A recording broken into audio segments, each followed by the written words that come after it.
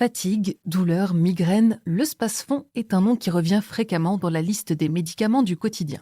Mais une chercheuse s'est penchée sur les archives concernant son élaboration et a fait la lumière sur sa probable inefficacité et les raisons peu flatteuses de sa mise sur le marché. Bonjour à toutes et à tous, ici Emma Hollen dans Futura Santé. Cette semaine, on vous parle du Spasfon et des valeurs sexistes sur lesquelles repose sa prescription.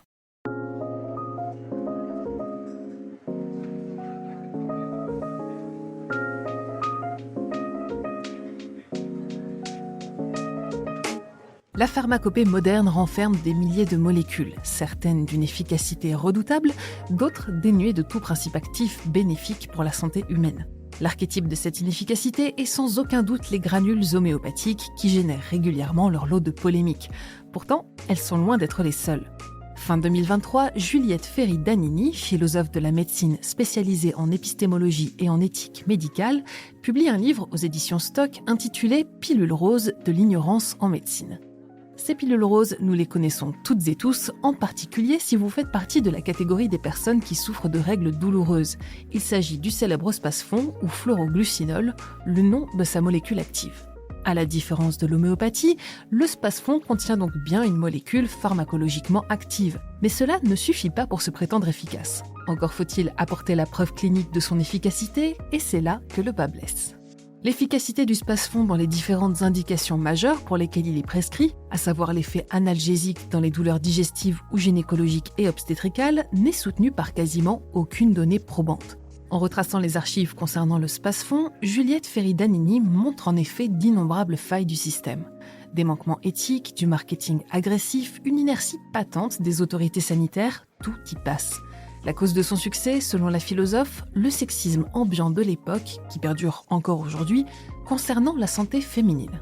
Lors de ses débuts, en 1961, le Spasfon est majoritairement testé chez des patientes dites biliaires ou migraineuses. Comprenez hystérique, un terme flou largement diffusé par l'idéologie psychanalytique dominante de l'époque et permettant au corps médical d'assigner une origine psychologique à toutes sortes de troubles affectant les personnes de sexe féminin.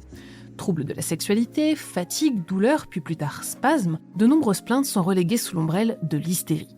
Dans son livre, Juliette Ferry-Danini cite d'ailleurs les travaux de Marie-Christine Pouchel, qui fait le lien entre la crise de foie, ou les patientes biliaires, une appellation prévalente au sein du corps médical dans les années 60, et l'hystérie du 19e siècle. Nouveau nom, même idée, l'hystérie, les spasmes, la bile, toutes ces constructions théoriques seraient donc plutôt à voir comme un mythe. Dès lors, l'objectif du Spasfon aurait été de traiter sans plus de réflexion les maux de femmes considérés comme excessives et irrationnels. Ce récit narratif est d'ailleurs, malheureusement, parfaitement illustré par les propos du Conseil national des gynécologues et obstétriciens français, pour qui les douleurs menstruelles seraient souvent montées en épingle par la mère et l'entourage de la personne.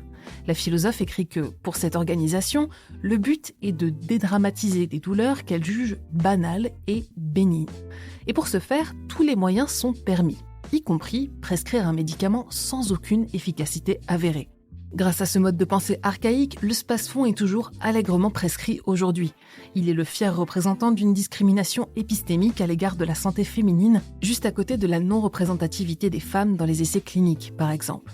Après tout, si leurs troubles sont exagérés, a-t-on vraiment besoin d'un programme de recherche sérieux à leur sujet ? Un bon placebo comme le Spasfon ne fait-il pas très bien le travail ? Pour en apprendre plus, je vous renvoie d'ailleurs vers l'épisode de Julie Kern baptisé « L'injustice secrète du médicament » et disponible sur Fil de Science. Avec l'argument du placebo, la boucle est bouclée. On nie le droit aux femmes de bénéficier d'un traitement efficace et d'une écoute réelle, et on perpétue le système qui considère leur santé comme un sous-domaine de la médecine. Ces logiques très ancrées permettent au Spasfon et à d'autres pratiques sexistes de survivre.